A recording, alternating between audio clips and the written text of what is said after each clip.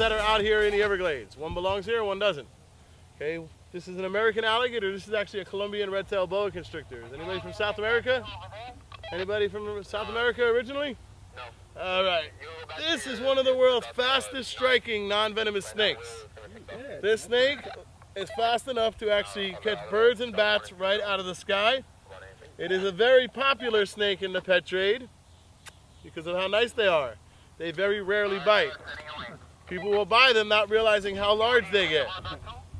Now, get on my shoulder. There you go, baby. Okay. Once they get this big, relax, Snappy, you're not going nowhere.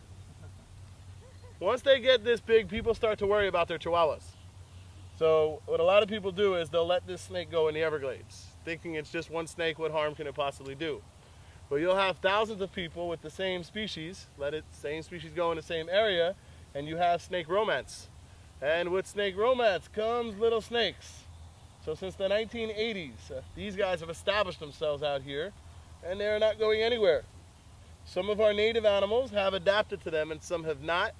I know people who worked out here for over 20 years and have not seen rabbits on this property for the last 12. And it's not so much because of this guy, the red tail. The red tail is out here in numbers, but it's more the Burmese python. The Burmese python is the big problem out here. That is the world's 4th largest species of snake. All right? That snake is out here and it's not going nowhere. These guys really aren't bothering that much of the wildlife.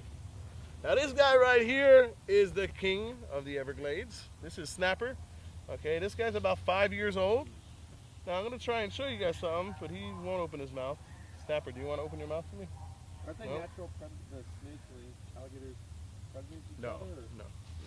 That famous picture that everybody's seen on TV of the snake eating the alligator is only 2 instances when that'll happen. And that is if the alligator is in the sun for an hour and then moves into the shade, it'll stick out like a sore thumb. These snakes only eat warm-blooded animals. Also, if an alligator has a fresh kill in its mouth and it's still warm, and the snake goes after that, and once it gets the kill, if the alligator's attached, that's just the alligator's bad luck. The alligator has no natural predators out here, though. Now this guy, at this size, he's pretty much well off. He knows what to stay away from. We're talking about the alligator here. They have 80 teeth in the mouth. They have 40 on the top, 40 on the bottom. As an adult, they can have up to 2,000 pounds per square inch of closing pressure. That is one of the hardest bite forces on the planet. Nothing really comes close.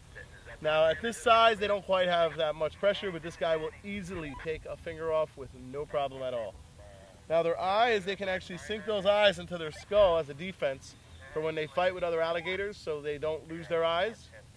Right behind their eyes is their brain. Their brain is about the size of a golf ball, hardwired to do 3 things in life. They eat, they sleep, and they reproduce, which is the American dream. That's all they do and all they've done for millions of years. The only difference between them now and all that time ago is they used to be huge. They used to be the size of a school bus. But as the prey gets smaller, so does the predator. Now, you've all seen these animals on the television, right? Yes, no, maybe so? Yeah. What are they always doing on TV? They're always killing something, ripping something apart, doing something exciting. What you see on the television is about 5% of their life. 90% of this animal's life goes to kind of not moving like he's doing right now. 5% goes to food and fighting and all that craziness that everybody sees on TV, and the other 5 goes to girls. That one confuses me, but it works for them. Now, the reason you see that on TV is for ratings, and I'm going to kind of show you why right now. Now, I want everybody to take your eyes off of me and stare at Snapper here. Ladies, I know I'm good looking, but stare at the alligator. Now, right now you are looking at a dinosaur, 2 prehistoric animals. This animal's been around for millions of years. We're all in agreement. That looks pretty cool, right? You guys came from all over to see alligators, not me. Now, as cool as that looks, I'm going to leave for about a half hour, keep staring at him. When I come back, I want to see if you're still standing.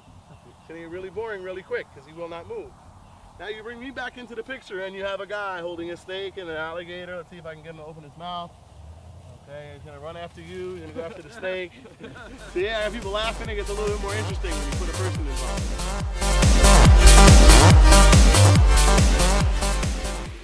involved.